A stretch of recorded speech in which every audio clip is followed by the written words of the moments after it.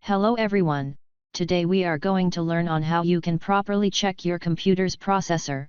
Most people knows how to check their processor, but the method they like to acquire is mostly not realistic.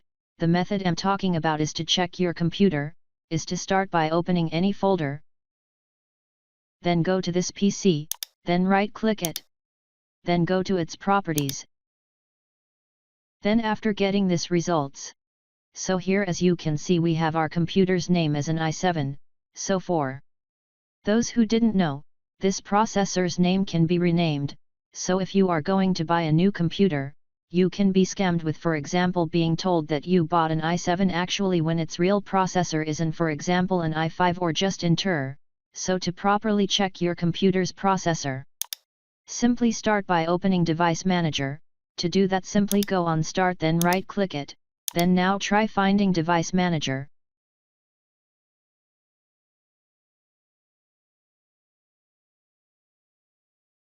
Then click it.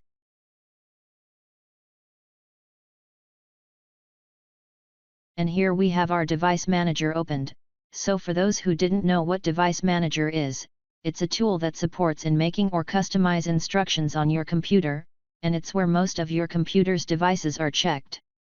And now that it's been opened, simply start by finding processor, so slide down, and after seeing it, simply click on it. And now as you can see we have our real names of our processor. You can see that our computer's processor is an i5, and this where you check your real processor's name. So now if you compare this results to last one, you can see the difference.